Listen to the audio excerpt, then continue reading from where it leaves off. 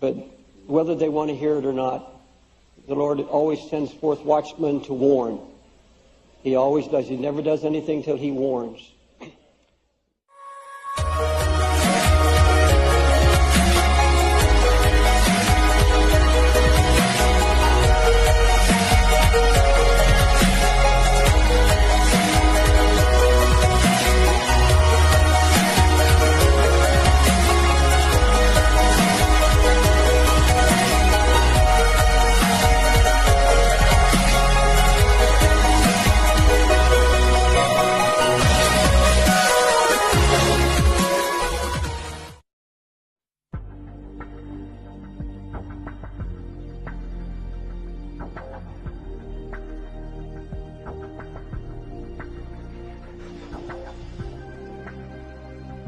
Hey, what's up, YouTube?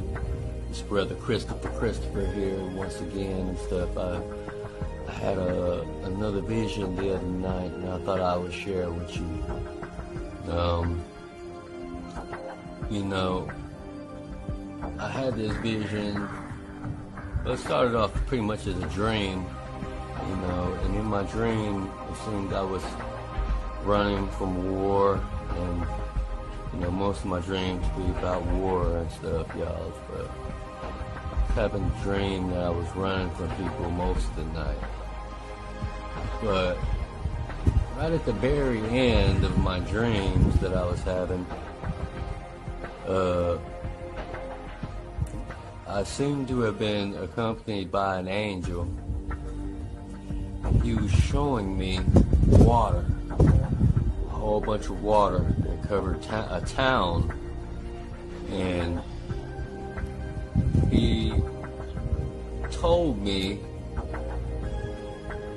this, and this is what I think I heard. I know I heard this, but said, "This is Louisiana, and it will be underwater indefinitely."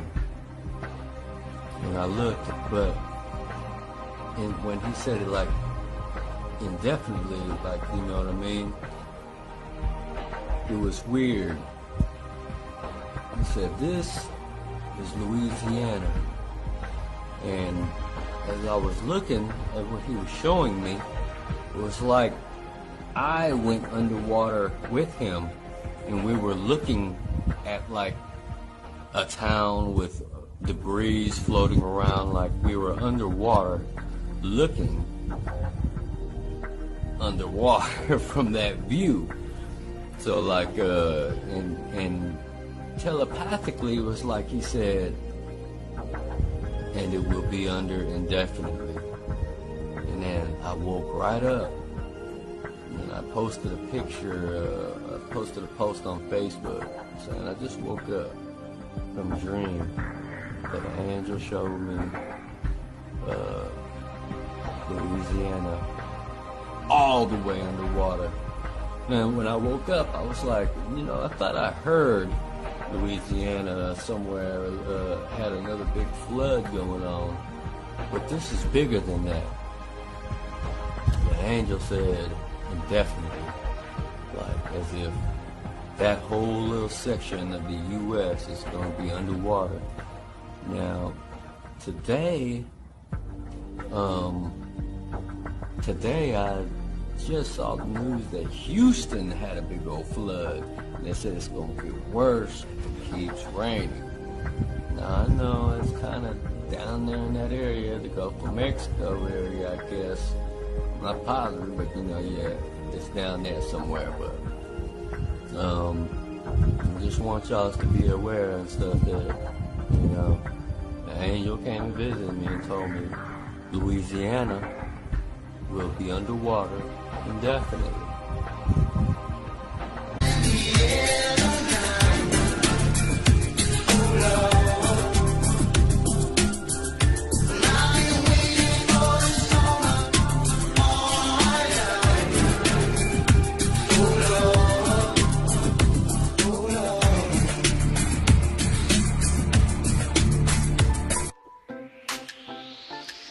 Hello, I'm Chief Meteorologist Carla Redondo with a 4 o'clock update on Tropical Depression Harvey. We're continuing to watch the of it and checking out the computer models.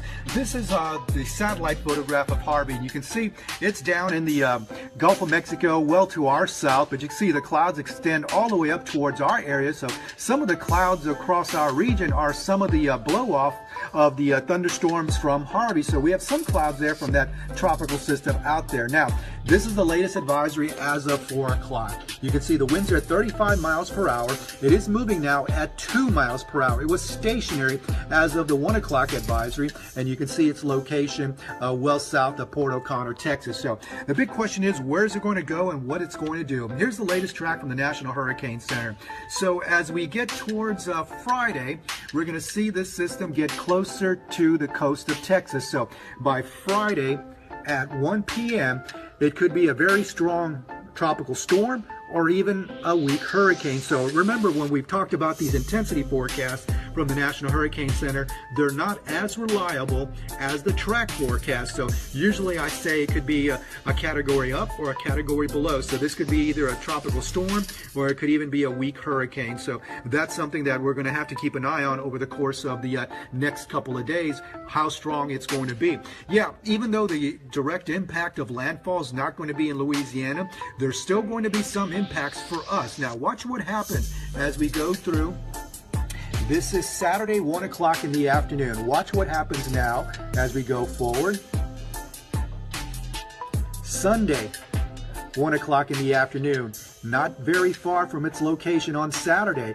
And then watch what happens on Monday. Monday, still pretty much in the same area. So this system may sit over Texas for 3 days, Saturday, Sunday, and Monday. So that's a big concern for Texas for a lot of heavy rain, but it is expected to start moving more to the east. So we are expecting eventually at some point this system could move back towards Louisiana. Now, could it come back out in the Gulf of Mexico? Yes, it could. Could it re-strengthen? Yes, it could.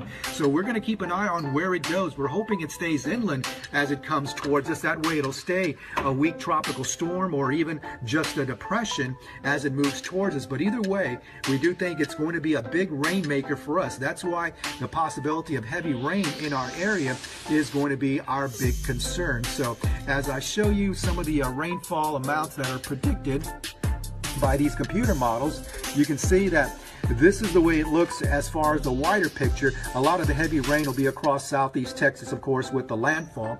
And across our area, we could see anywhere from 5 to 7 inches of rain between now and Tuesday. But remember, this may be a long event for Tuesday into Wednesday, possibly even Thursday for us. So there may be more rain added onto that. So as of through Wednesday, the GFS model has about 21 inches in Houston, 11 inches or so around Lake Charles, and as I mentioned, 3, 4, maybe 5 inches across southeast Louisiana. And then you look at the European model, 15 inches, 8.5, and 3 to 5 inches of rain. So either way, it does look like we're looking at a long-term rain event here, maybe starting Monday, Tuesday into Wednesday, or even Thursday. So we are looking at possibly a big rain event coming our way. So even though this system's not moving towards us and not going to be moving towards us in the near future, it's early next week now. It looks like we may be dealing with some of this as far as heavy rain. So please keep that in mind. We'll continue to keep you updated on social media. We'll have another update coming up at 5 o'clock on Eyewitness News. But again, everybody should start thinking about possibly a heavy rain event come our way. Hopefully it's not going to be as bad that a tropical system can bring, but again, be prepared. Start thinking about what you would do if you have to be ready for some heavy rain, and this might be tropical rains that could last for a long time, Monday, Tuesday, Wednesday, possibly even to Thursday. So again, we'll keep you updated on social media, and we'll have the latest coming up on Eyewitness News at 5. August the 23rd, 2017. You're looking at the visible radar image or satellite image from the Gulf of Mexico. This storm Harvey that we've been watching, guys, is now going back into a tropical depression just as we thought it would. There's some updates that if you're not watching the weather that I think are critical and you need to pay very close attention to. One thing they're predicting now for the storm to strengthen into a tropical storm, possibly a Cat 1 hurricane before it strikes somewhere near Houston, according to the models now. And one of the things they're talking about is because it's moving so slow, it's going to move into Houston, Texas, or that area. Of course, our models are going to change some. But as it moves into Houston, Galveston area, they're expecting it to be picked up by another front coming across the United States and moving slowly along the coast, possibly keeping 1 foot out in the water. What that means is they're saying, Houston, you could see 18 inches of rain as this storm comes in, curves back. Now, of course, if it keeps a foot in the water, this rain is going to be heavy all along the Louisiana, Mississippi area, all the way through here, and depending on the track. But let's look at that track, because that in itself is interesting. Now, this is one of the strangest spaghetti models you'll see after it gets this close to land. Usually they're a little more defined, but you got your Canadian model stalling out here, slowly moving into the southern Texas border and maybe curving back into Mexico. But one of the things that are very interesting is if you look here, all of these storms are slowing and recurving. You see this? Some go up, curve all the way back around. I'm talking just total chaos depending on which way they're being picked up by the front. Now, the National Hurricane Center is showing it basically along this light green line. That's what they are showing now if you look at some of these channels that are on TV. Now, because of this curvature and this slow forward movement, strengthening is going to occur. It's in some of the warmest waters in the world, and it's going to get even warmer. Now, this is the predicted path, again, the green line, National Hurricane Center. But the cone of uncertainty is very wide. You see this?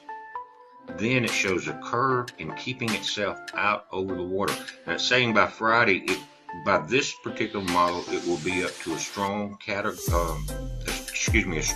tropical storm, just 4 miles under a Cat 1 hurricane. I don't think that's going to happen, guys. I think it's going to get a little stronger than that. Right now, your winds are 35 miles an hour, but it's moving very slowly. Notice 9 miles an hour. That's giving it time to strengthen. And when you're dealing with the water going from where it's at now, warm to even warmer, then you've got trouble. Texas, Louisiana, pay attention to this in the next few days. Now, notice, very important, 8 a.m. Friday, right there, guys. It's right offshore. But notice Saturday, Sunday, Monday, the storm hasn't moved much. And it's still got a foot in the water. Again, National Hurricane Center model. Check that out. 3, you got Friday, Saturday, Sunday, Monday, without much movement of the storm. And always this edge, the leading edge of the storm, is going to have the highest waves and the highest winds. Right now, at what they're focusing on, and we're going to keep an eye on it. I'm going to be in Phoenix by this afternoon, settle down for about a week, and I can get a little more detail. I'm just getting this up before I get back on the road this morning, guys. But again, the rain is going to be intense. It's going to last for a long period of time. And during Matthew, more people were drowned and more people died from inland flooding than coastal flooding. Okay? But just keep an eye on it, guys. Tonight, I'm going to try to give you a full update on the sun, on this storm, and a couple other things that are going on. I know that the videos have been short, but they're hard to do when you're on the road, you're packing, traveling, 1,000 miles a day. I appreciate you guys bearing with me on this trip. It's a heads up. Be safe. You know, I've seen a lot of visions and things, and a lot of things that came through. You know, all I can say is please stay close to Jesus. Please find your way to him. If you don't know him, you better ask somebody. Get down on your knees and ask God himself to forgive you, and ask Jesus to come and be your Savior. But I'm not really here to preach to you. I'm here to reach to you. I figured that God wanted me to tell you what I saw, and that's what I saw. So, you know, God bless everybody out there. remember, you're the heads, not the tails. If God could use me, he could use you too. Amen.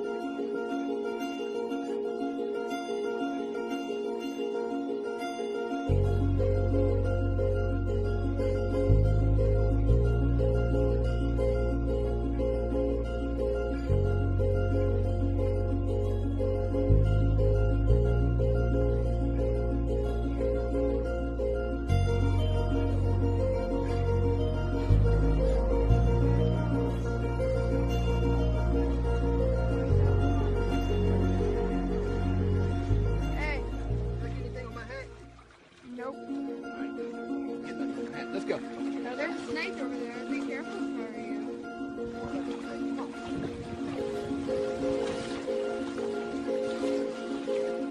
Sure would make my life easier if you guys would come with me.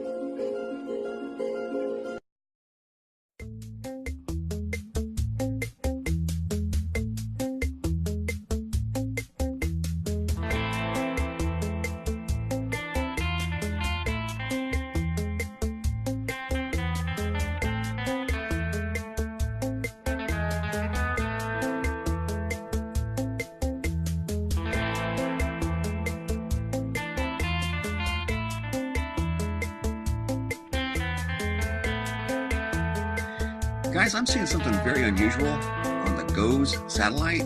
What you're looking at is a composite of the United States. This is today, this morning. These are the latest images on the Rainbow Loop. And these images are very impressive. I've never seen anything form like this as one unified system that covers more than half of the United States. I mean, I've seen the big circular rotating ones, yes, but this is some sort of a line, a very strong line, probably where warm air is meeting cold air, but it is huge. It extends from the upper Northeast clear down past the Texas Panhandle. And what's unusual about it, it's got everything connected in between with some very strong energy signatures, especially here in the lower half of Indiana, Southern Illinois, Missouri, Oklahoma, the Texas Panhandle, Nebraska. It just sent something very strong through the entire Manhattan Island, New York area. Look at that. And this has just erupted within the last couple of hours. You can see it on, this one here, you can see the storm starting to erupt. You can see it on Null School, the dark whites. If I move it around, you can see the dark whites. That's water content in the clouds. Look at this composite here. This is a 7-day composite, but watch right here. You're going to see this form very rapidly.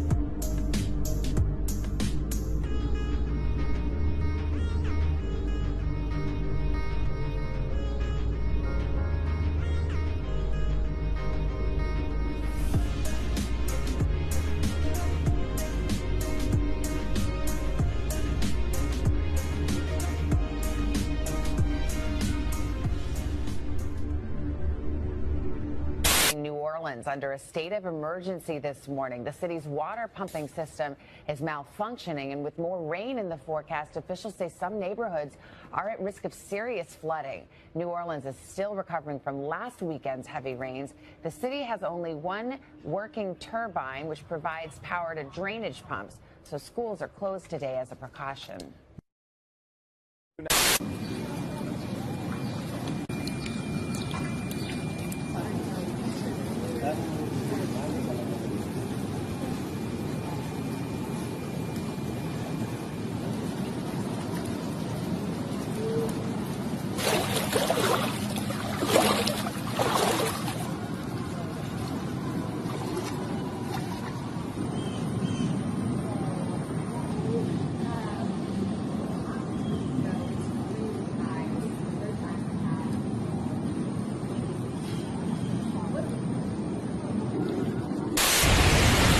Parts of New Orleans were underwater Saturday into Sunday morning. Our WDSU meteorologists say the city got up to 8 inches of rain, 9 in some isolated areas.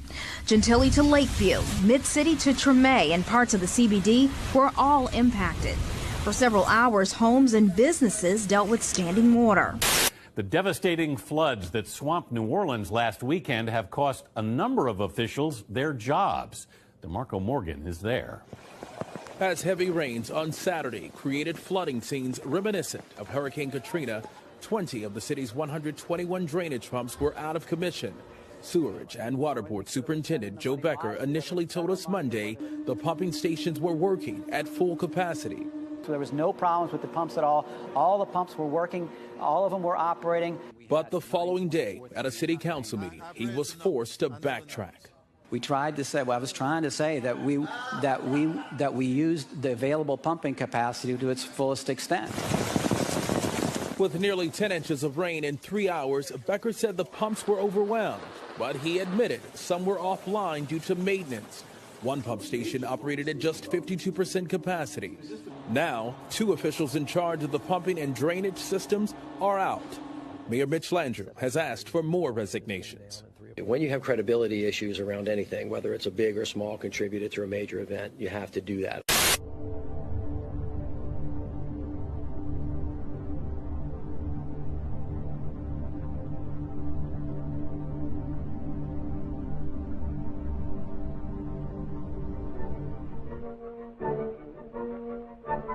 Boy, where does all this rain come from? From the sky. Everybody knows that. But what Pete really wants to know is, how does the water get into the sky? Well, let's see. Fred sees one way. As the water dries off the horses, it goes into the air. But there are lots of other ways. When the sun comes out strongly after a shower, we can almost see the water disappearing into the air.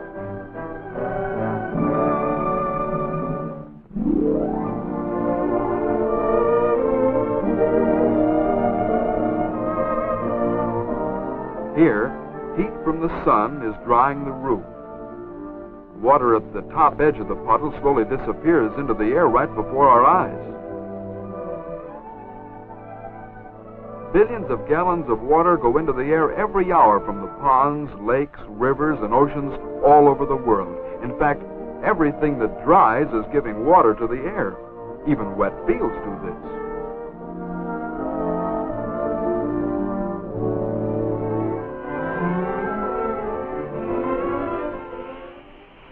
Yep, there's another way water can get into the air. The water on the doghouse roof dried pretty fast in the warm sun. This water disappears faster because the stove is hotter. This change from water we can see to water vapor we can't see is called evaporation. The cloud from the spout of the tea kettle is condensation of the water vapor from the tea kettle hitting the colder air. The hot water in the kettle gives off water vapor to the air by rapid evaporation, just as rivers, lakes, and ponds give off water vapor to the air by slow evaporation. As the hot water-filled air hits the colder air near the ice tray, the water vapor turns into clouds of tiny water droplets floating in the air, condensation. When the air is quite cold and cannot hold any more water droplets, they collect together to form larger drops, as on the ice tray. And being too heavy to float in the air, they fall back to the earth as rain.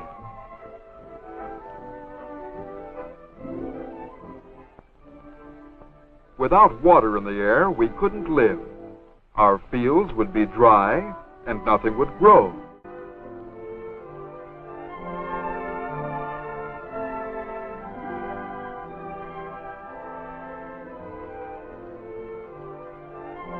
The hot water in the kettle gives off water vapor to the air by rapid evaporation, just as rivers, lakes, and ponds give off water vapor to the air by slow evaporation.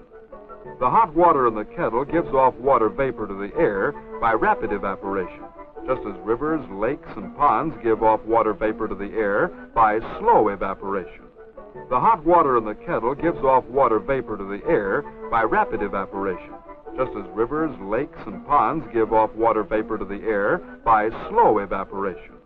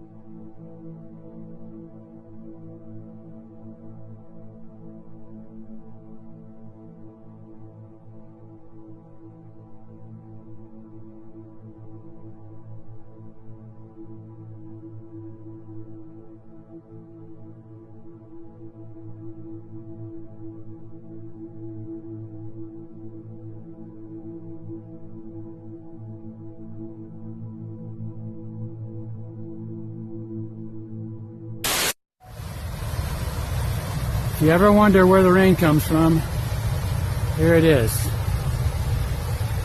This is Lamar County, some kind of power plant. They're using wet surface air coolers, and they're generating clouds like you would not believe.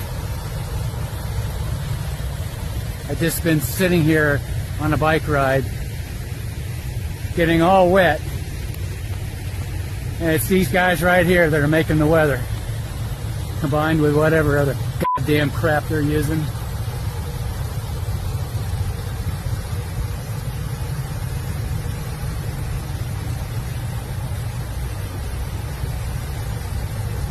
Talk about fucked up.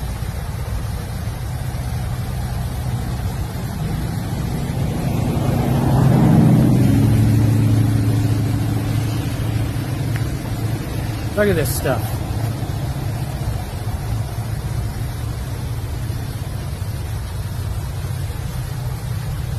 Goddamn fucking cloud machines.